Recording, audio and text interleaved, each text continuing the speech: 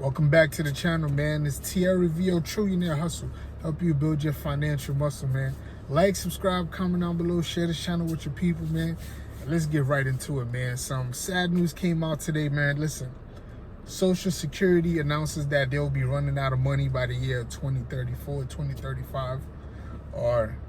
And let's be honest, it's really, if you're mad that Social Security is going to run out of money, I believe it's because you did not take the proper steps to put yourself in a better position, because we have been conditioned to be lazy and to let the government pay for stuff for us and to let other people just take care of us all the time. And eventually it's like, you knew this was gonna happen, right?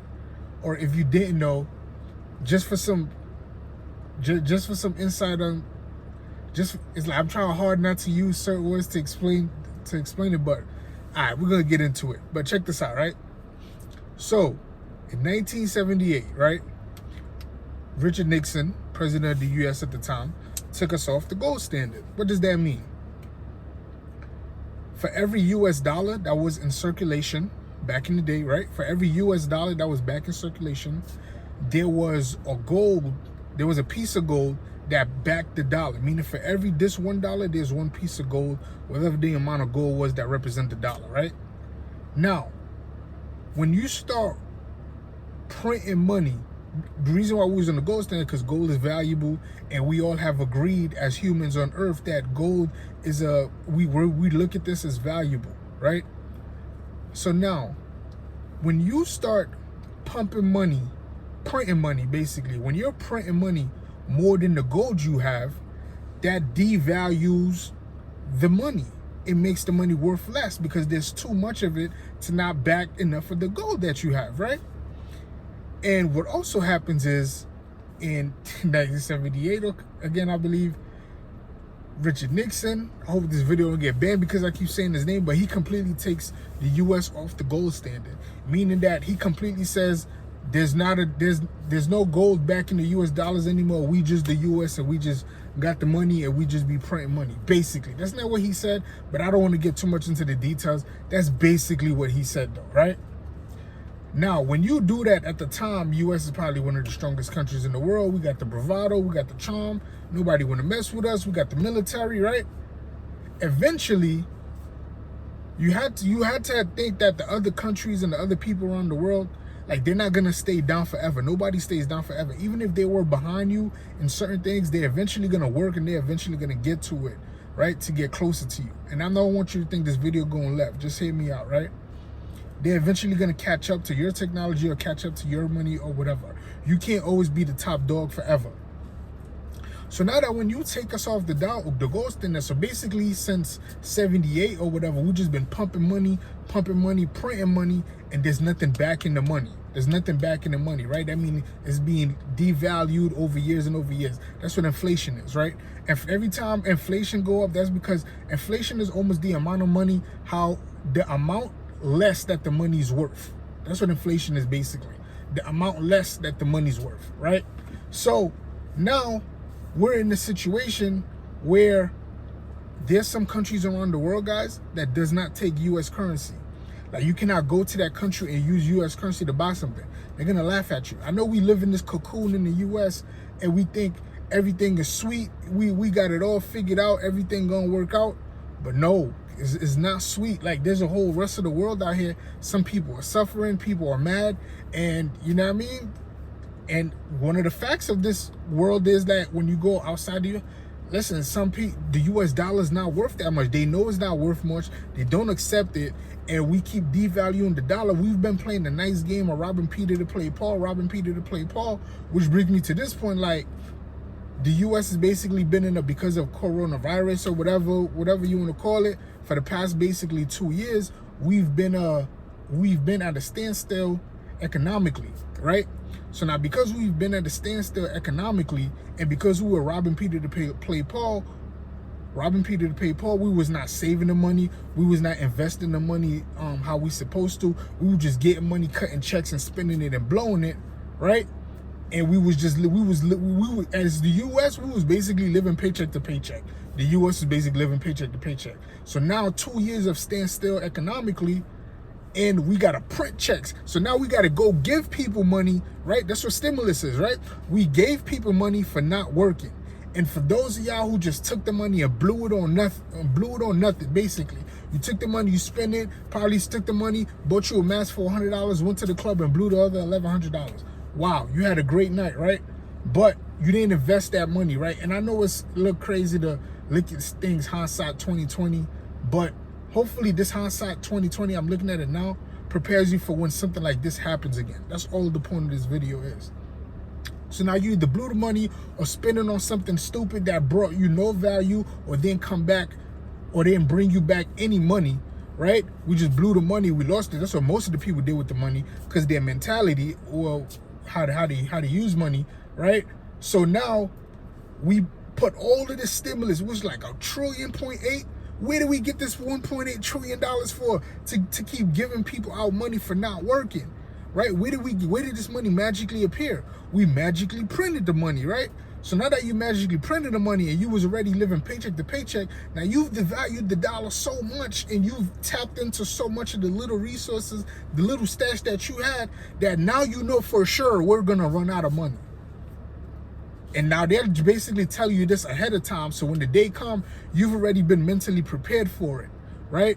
So, and if you see the conditioning that's happening of when we're gonna eventually run out of money, like right now, they're making everybody, a lot of people are working from home. Why? They're getting you used to they're getting you conditioned to for surviving with less, right? So you in the house, you don't go out anymore. You don't have no reason to buy nice clothes. You have no reason to have a fancy car. You have no reason to buy fancy stuff. So you have no reason to want a lot of money, because everything is in the home. You could work from home. You could do whatever. You could Zoom, FaceTime your buddies like me. You could do everything from home. So because you need less money to survive now, you've already been conditioned to the fact that we're not going to have any money like that, right? So that's the preconditioning that's already happened. Again, let's prepare for that. But the reason I'm making this video is to also say, guys, we cannot keep all of this that we're being conditioned to and what we're going to be accepting in the future. We should not be dependent on the government to take care of us, or we should not be, how would I say, be lazy and don't want to do the work. Like, investing is easy. Like, I haven't made Warren Buffett money in investing, but guys, find solid companies. And I'm not saying you don't got to throw all your paycheck at it. Just consistently put money in the market over time so your money can grow while these companies are growing and you get a return. That's all investment is. That's all it is. Have an insurance policy. Like, for real, man. Like, we that's part of being a responsible adult, to have insurance, to take care of people who are going to be left behind in case something happened to us, or to take care of the stuff that we already have, like your car, your health, and things like that. So if something do happen, you're able to shake back. People are not on making GoFundMe accounts. Like, I love y'all, and I know some people have GoFundMe, but having a GoFundMe is embarrassing. Like, I'm sorry to say it, but it's embarrassing. How do you not have your stuff in order that now you're asking the world, or you're on a platform asking people to basically donate to you not being responsible? That's what a GoFundMe is. People are donating to you for not being responsible. I mean, it is what it is. I'm sorry if I'm hurting some people's feelings, but that's just the truth, man. That's just the truth. And because of the situation we are in now, it is like, I hope y'all waking up, man, and see what's going on, man, for real. Be about your own. Go get your own money. Don't just have one job. Like, for what? Like, you work 40 hours a week, you have at least 15, 20, 30 hours a week that you sit around and don't do nothing, that you could at least start one small business. One small business that brings you $10,000 to $15,000 for the whole year is way better. Is way better than absolutely nothing and just spending the main source of income you have. You just get it and spend it, get it and spend it. You don't have nothing to the side to, okay, this brings more money here, this over here brings me more money here. So even though you work in that one job, but you have these other avenues that are bringing you more money, and because you have more money, you're still spending the one money you're working for, but you have so much money coming from different sources, right? Even if it's not so much, but you have different money coming from different sources, you're able to save this, put this aside, or reinvest in other things. And we just need to get into that mind state for real, because it's gonna get bad for a lot of people who just go to work, don't want to do anything else, who just, you know what I mean? They just coast through it. Like, you know what I mean? They just accept it.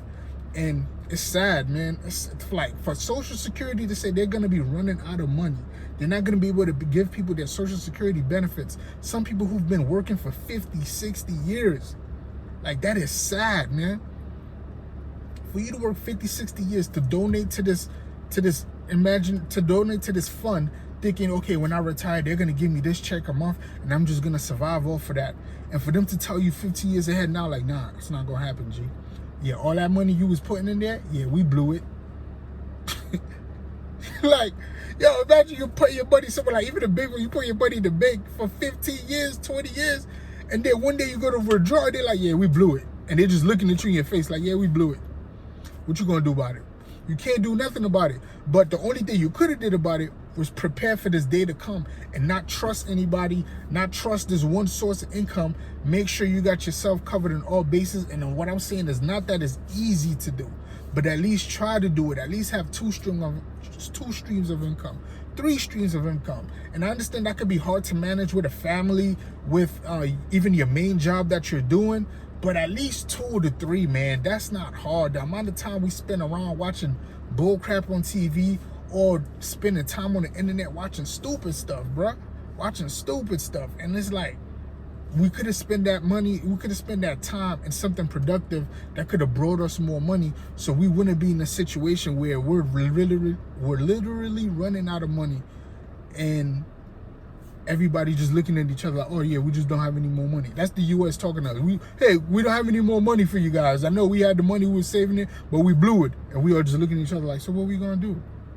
What you mean what we gonna do? You can't wait for things to happen and then try to figure it out. You gotta try to, as much as planning sometimes could be stupid because you can't predict the future, but having a plan is always better than not having a plan. Like, for real, man. I'm tired. I just came from work, but I just had to make this video. I love y'all, man. I just truly want to see everybody succeed. And I truly believe we can all succeed, man. That's the funny thing. We can all succeed. We can all make enough money to be good. Not everybody got to be a billionaire. Not everybody got to be a millionaire. But we could all make a couple $1,000s a month and spend a couple thousand on our bills, and the couple thousand we have left, save it, invest it. You know what I mean? We don't have to just be dependent on this one source thing. That's the mindset we really got to get out of. The one source thing. The one source of income, and I'm just going to be cool and I'm going to coast it.